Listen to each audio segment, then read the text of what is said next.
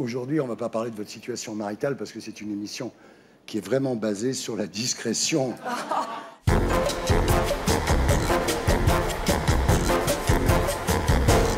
On passe maintenant à notre grand invité d'honneur de la semaine.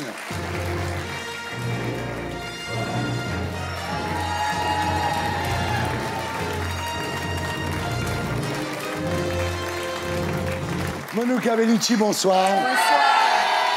Alors Monica, vous avez toujours cet incomparable accent qui nous fait voyager. Faire virer à deux, tous les deux sur les chemins, dans ton automobile, tous les deux on sera bien.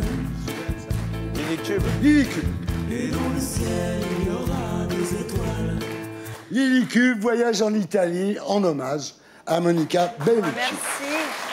Alors Monica, c'est un accent que vous avez vraiment ou vous faites semblant parce que votre agent vous demande de garder cet accent? Ah, maintenant, je l'ai. Je voudrais parler parfaitement, mais je n'arrive pas. Ouais, parce que vous êtes un peu la Jane Birkin italienne.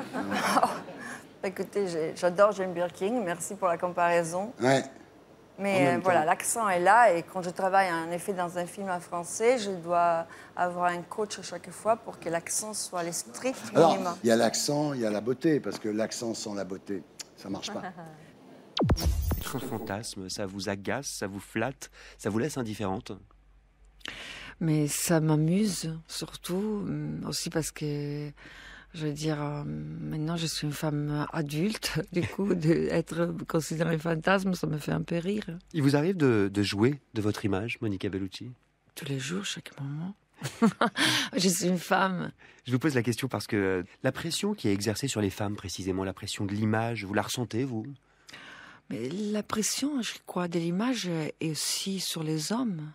Regardez les hommes aujourd'hui, ils s'étendent les cheveux, ils font des piqûres de partout. Il faut arrêter de parler que des femmes. Non, mais les voyez... hommes, ils sont sous la pression aussi. Hein.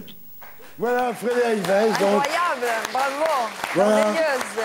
Alors, Monica, vous avez été élue de nombreuses fois femme la plus belle du monde. Ça a commencé très jeune.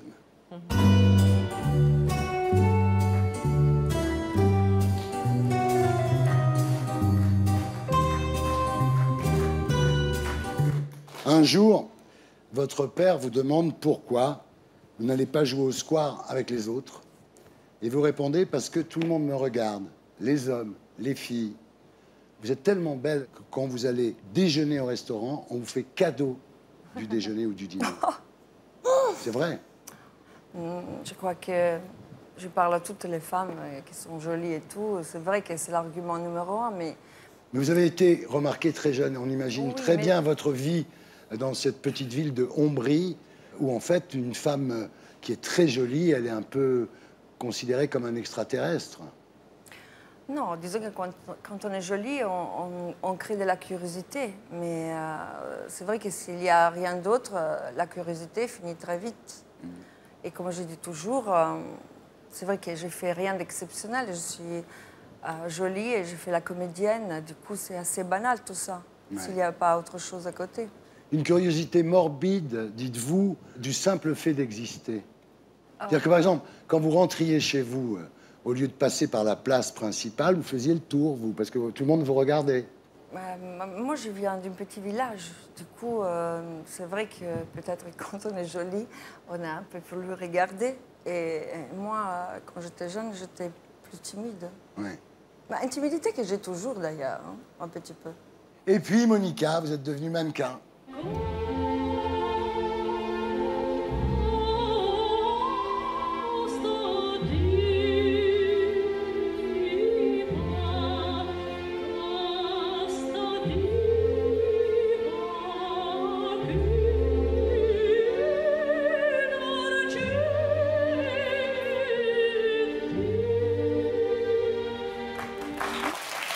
Et donc, actrice avec L'appartement, Doberman, Suspicion, Le Pacte des loups, Astérix et Obélix, Irréversible, Matrix, La Passion du Christ et James Bond 007 Spectre.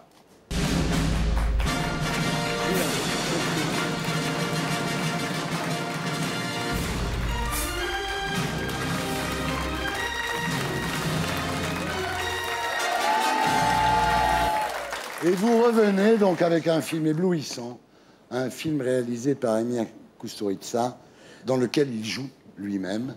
Ça s'appelle On the Milky Road. C'est une histoire d'amour passionné entre des gens qui ne sont plus si jeunes, finalement. C'est une histoire d'amour, comme vous dites vous, entre deux personnes qui ne sont plus jeunes et qui peut-être qu'ils ne s'attendent plus rien de la vie, parce que cette femme, elle fuit quelqu'un qui veut la tuer. Du coup, elle veut se marier pour changer d'identité. Et lui, c'est un homme qui, pendant la guerre, a perdu toute sa famille et qui était musicien avant. Et on est devant une aventure, une course entre la vie et la mort. Et où il y a de la violence, de la guerre, de la mort, mais sûrement aussi de l'extase. Alors ça se passe pendant la guerre de Yougoslavie, donc lui traverse la ligne de front tous les jours pour livrer du lait aux soldats. Vous êtes une réfugiée italienne qui débarque dans son monde. Et puis il y a l'art de Kusturica, c'est-à-dire on est ravis de retrouver le Kusturica qu'on adore, avec un côté un peu magique, hein, avec les oies dans le bain de sang, la poule qui saute devant le miroir, les moutons qui explosent. Il y a une magie de l'image qui est très rare au cinéma aujourd'hui. Disons que dans les films de Kusturica, il y a toujours cette dualité entre la réalité et la fantaisie, et cette peut-être envie de Kusturica à travers son cinéma de fuir la douleur de son pays, qui est beau, mais on sent vraiment encore la douleur, la tristesse de la guerre. Oui, ça parle d'amour, de haine. Et c'est le monde de Kusturica, et c'est encore sa signature, encore une fois.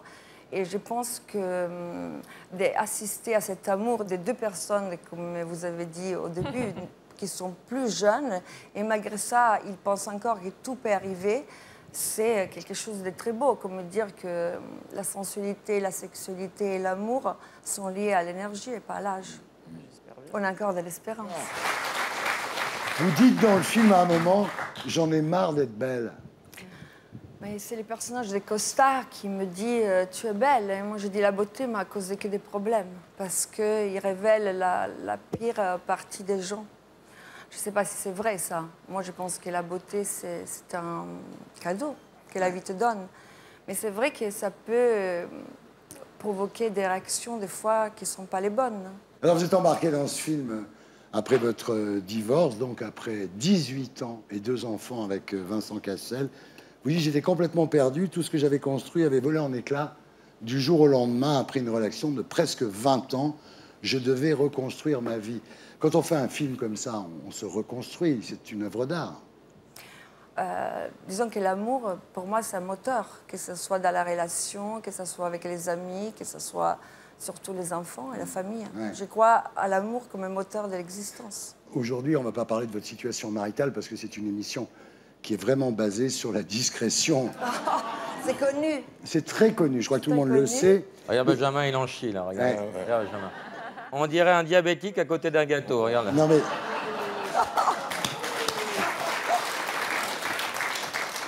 Non, moi ce qui m'a fait plaisir dans vos dernières déclarations, c'est que vous parlez donc de l'homme de votre vie actuellement. Vous dites que vous aimez ces rides, moi ça me touche beaucoup, parce que je commence à en avoir quelques-unes.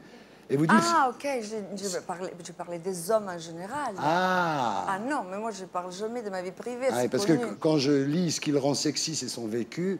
Ah non, mais tu vois, c'est incroyable comme il retourne les choses. Non, je disais que justement, quand j'étais jeune, je faisais moins attention à ça. Et aujourd'hui, je pense qu'un homme qui a du vécu, il est très charmant. Ouais. Il y a une phrase que j'adore, elle c'est peut-être pas destinée à votre homme actuel, en tous les cas, c'est une belle phrase. À travers les froissements du corps, on voit mieux l'âme. Oh, comme c'est beau. Mais tu parles comme ça? Mais si. Bon, mais c'est bien, hein? Ben, disons que peut-être que si on commence à voir ce qu'il y a derrière, au bout d'un moment, c'est plus intéressant, non? Ouais. Alors, vous allez me dire si c'est de vous, moi j'aime bien aussi. Le désir ne s'éteint pas en vieillissant. Avec le temps, le sexe devient plus réfléchi, mais le plaisir est aussi plus fort. Oh, moi, je ne sais pas si je dis ça. Hein.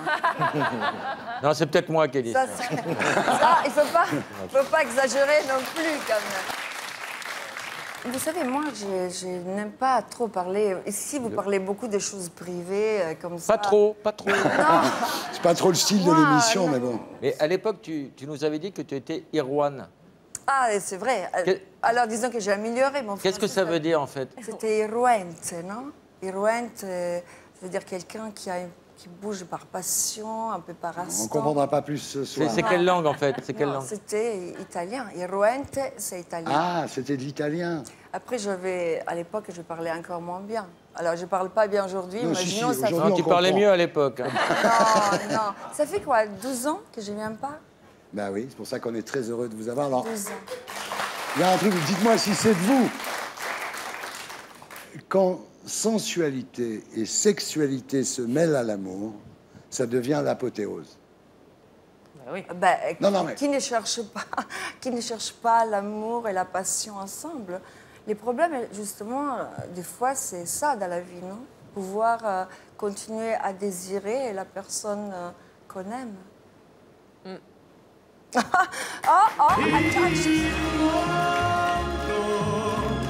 connaissez cette chanson? Jimmy Fontana.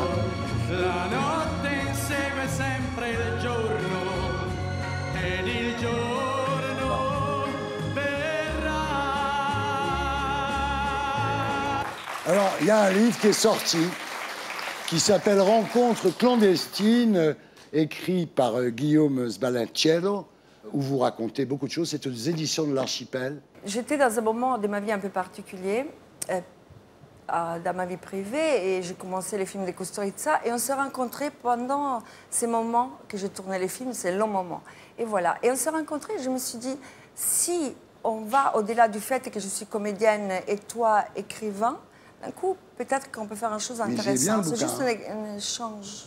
Ouais, c'est aux éditions de l'Archipel. Rencontres clandestines, il y a plein de trucs, on apprend des trucs incroyables. Ah bon? Voilà, c'était Salut les Terriens. Et pour être sûr de ne rien rater de Inarditube, abonnez-vous et mettez un pouce bleu.